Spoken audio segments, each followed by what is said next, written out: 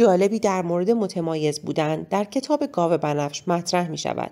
در دنیایی که از هر محصول می توان نمونه‌های فراوانی یافت و رقابت بسیار شدید است، دیده شدن بسیار سخت‌تر شده است. ست گودین در کتاب گاو بنفش متمایز بودن را به عنوان یکی از اصلی ترین بایدهای بازاریابی مطرح می کند. فروش محصولاتی که مانند گاوی با رنگ بنفش جلب توجه کنند به سرعت افزایش پیدا می کند.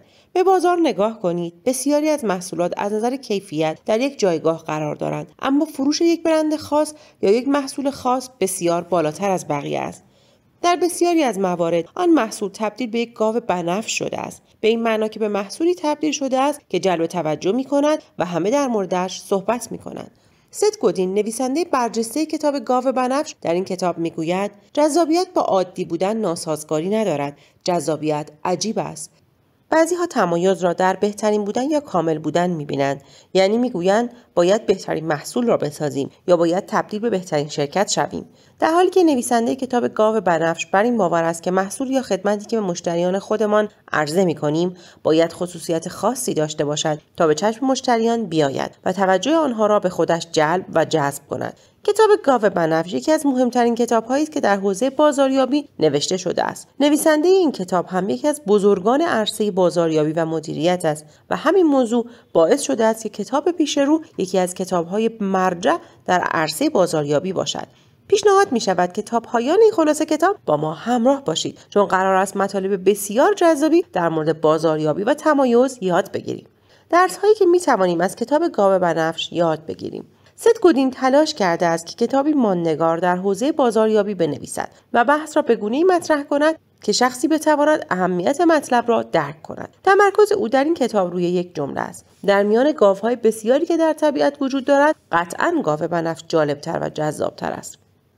تا کنون در سراسر عمر خود گاو بنفش دیده اید؟ مسلماً گاو بنفش وجود ندارد، ولی اگر هم وجود داشته باشد همه به آن نگاه می کنند و این گاو خیلی برایشان جذاب است. ست گودین در کتاب گاو بنفش از ما می خواهد کار خودمان را مانند یک گاو بنفش متمایز و منحصر به فرد کنیم تا به چشم بیاییم. از ویژگی‌های گاو بنفش چشمگیر بودن آن است. چشمگیر بودن کار به این معناست که آنقدر جذاب باشد که ارزشش را داشته باشد که در مورد آن حرف بزنیم و شایسته توجه باشد. تمرکز ست گودین در کتاب گاو بنفش این است که یک شیوه جدید را در بازاریابی مطرح کند و آن بازاریابی چشمگیر است. در بازاریابی چشمگیر ما باید این هنر و توانایی را داشته باشیم که بتوانیم به محصول خودمان نگاهی لطیفتر و ظریفتر بیاندازیم و ببینیم چه نکته‌ای در محصول ما وجود دارد که بتوان آن را در نگاه مشتری متفاوت و متمایز جلوه داد.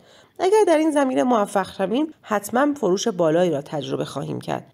در ادامه این بخش قصد داریم یک نگاه کلی به بخش‌های مختلف کتاب گاو بنفش داشته باشیم و درس‌هایی که می‌شود از آن گرفت را با هم مرور کنیم.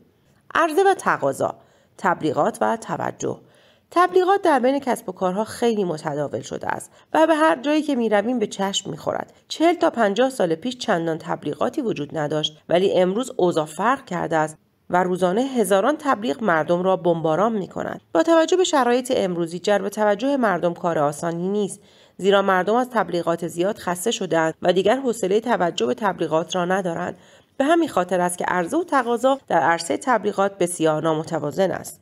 هزاران تبلیغ وجود دارد ولی هیچ خبری از توجه نیست. مردم دیگر به هیچ تبلیغی توجه نمی کنند. تنها شرط توجه به تبلیغات این است که محصولی که تبلیغ می شود مورد نیاز مردم باشد.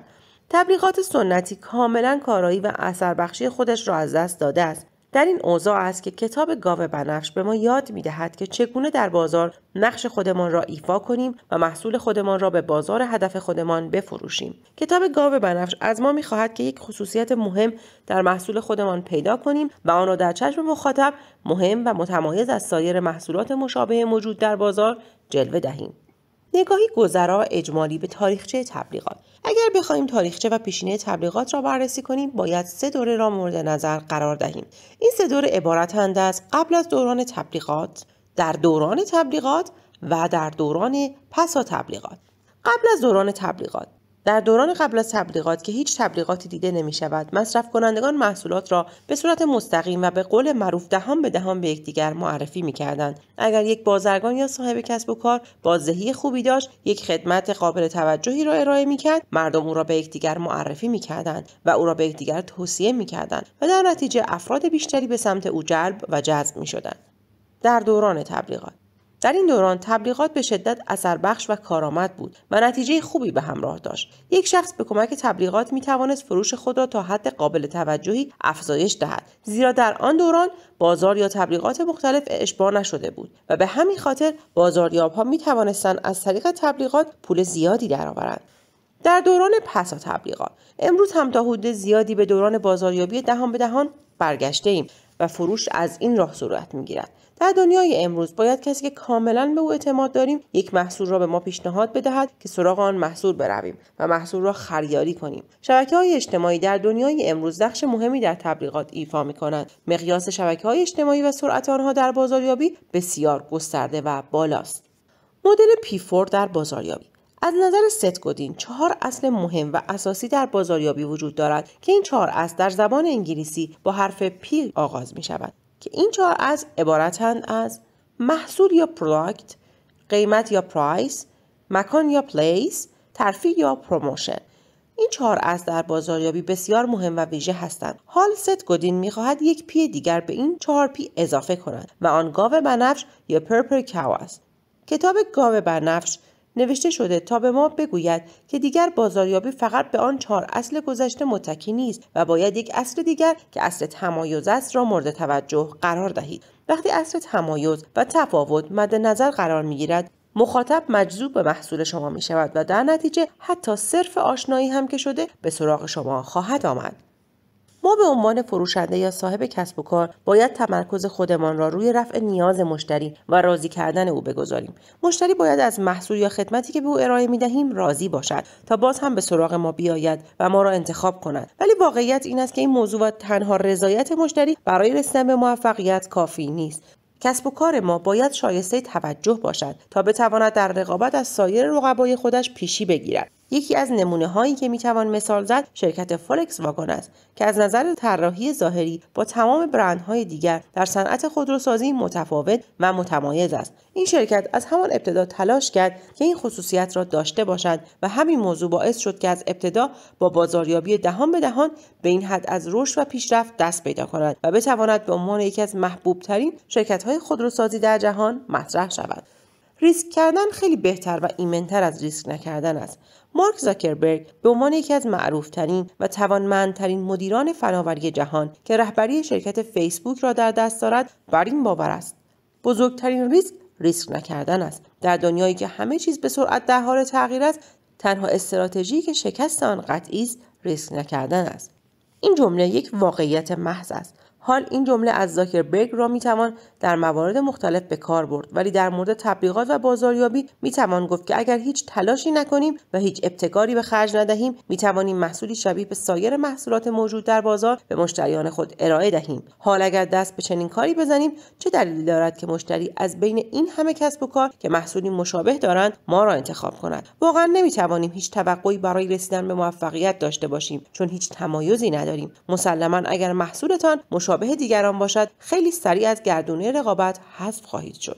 کتاب گاو بنفش از ما می‌خواهد که متفاوت و متمایز باشیم و دست به ریسک بزنیم و از شکست نترسیم، چون اگر ریسک کنیم احتمال موفقیت وجود دارد، ولی اگر ریسک نکنیم و متمایز نباشیم به احتمال 100% شکست خواهیم خورد. بنابراین در دنیای امروز عمل به توصیه کتاب گاو بنفش به هیچ عنوان یک پیشنهاد نیست و عملاً یک الزام است، زیرا اگر کسب و کار یا محصول خودمان را به یک گاو بنفش تبدیل نکنیم فروش چندانی نخواهیم داشت.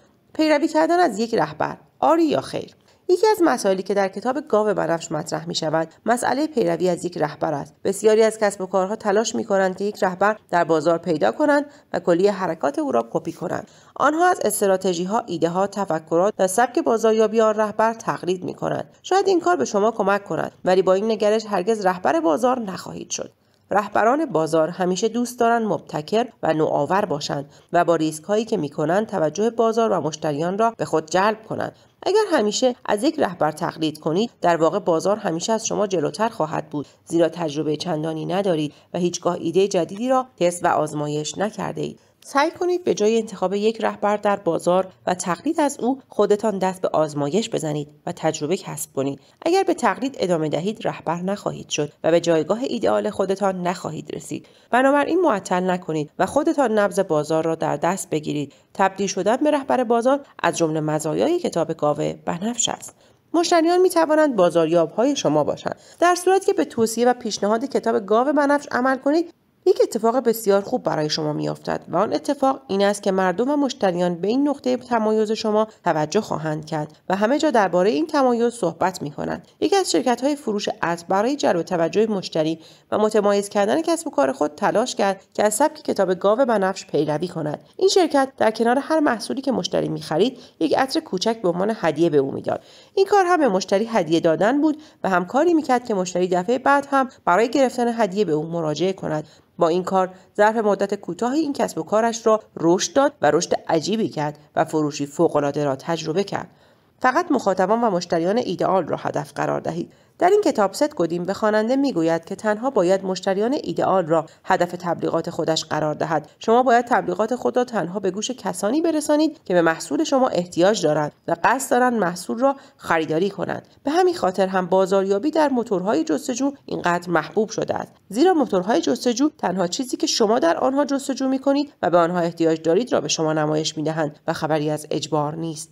برخی از کسب و کارها تصور می‌کنند که اگر به توصیه کتاب گاو بنفش عمل کنند، همه آنها را مسخره خواهند کرد و این کار برندشان را لکه‌دار می‌کند. ولی نکته این است که اگر چنین اتفاقی بیفتد و مسخره هم شوید، نوعی بازاریابی رایگان برای شما صورت گرفته است. آشنایی با ست گودین، نویسنده کتاب گاو بنفش. ست گودین یکی از بزرگترین نویسندگان و متخصصان حوزه بازاریابی است که همیشه او را به متفاوت فکر کردن و تمایز می‌شناسد. تاکنون به عینک زرد رنگی که در سخنرانی‌ها و نشست‌های عمومی خودش می‌زند توجه کرده اید. این عینک زرد رنگ به چه معناست؟ عینک زرد رنگ به معنای متمایز بودن است. او در کتاب گاو بنفش از مخاطب و خواننده کتاب درخواست می‌کند که متمایز باشد و از طریق تمایز محصول خود را به مخاطب نشان دهد. وی در سال 1960 در آمریکا چشم به جهان گشود. او تبحر و تخصص خاصی در حوزه بازاریابی و تبلیغات دارد و حتی یک مؤسسه تبلیغاتی هم راه اندازی کرده است. فعالیت او در حال حاضر بیشتر روی نوشتن محتوای آموزشی و کتاب متمرکز است. او تاکنون کتاب‌های مختلفی در حوزه مدیریت، موفقیت و بازاریابی نوشته است که از جمله آنها میتوان به کتاب شیب یا همان دره موفقیت اشاره کرد. کتاب گاو بنفش در سال 2003 یک بار منتشر شد. ست گودین در سال 2009 تصمیم گرفت که این کتاب را به صورت کاملا ویرایش شده و مجدد روانه بازار کند. نویسنده این کتاب بر این باور است که در دورانی زندگی می‌کنیم که دیگر تبلیغات به تنهایی جواب نمی‌دهد، بلکه باید از رقبای خودمان متمایز باشیم تا به موفقیت دست پیدا کنیم. چقدر از استراتژی گاو بنفش استفاده می‌کنید؟ برخی از صاحبان کسب و کار تصور می‌کنند که اگر محصولاتشان را به یک گاو بنفش در صنعت خودشان تبدیل کردند، بازی به پایان می‌رسد و حتما فروش آنها بیشتر می‌شود و پس از مدتی به رهبر بازار تبدیل می‌شوند. این در حالی است که چنین صحبتی به هیچ عنوان صحیح نیست، زیرا متمایز بودن و جلب توجه ابتدای مسیر است. وقتی توجه مخاطب را جلب کردید، باید این هنر را داشته باشید که اعتماد او را جلب کنید و محصولتان را به او بفروشید. ست گودین آثار مختلفی دارد که خیلی از آنها پرطرفدار و موفق هستند. یکی از این آثار کتاب شیب است. در صورتی که به دنبال راه اندازی یک کسب و کار جدید هستید یا کسب و کار جدیدی راه اندازی کرده اید، پیشنهاد می شود خلاصه کتاب شیب اثر ست گودین را مطالعه کنید. آیا از شنیدن خلاصه کتاب گاو بنفش اثر ست گودین لذت بردید؟ این کتاب چه درس‌هایی برای شما به همراه داشت؟ چه گاوهای بنفشی تاکنون در کسب و کار خود دیدید و می‌شناسید؟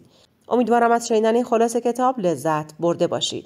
تا خلاصه کتاب بعدی شما را به خداوند مهربانی ها میسپارم. روز و روزگار بر شما خوش.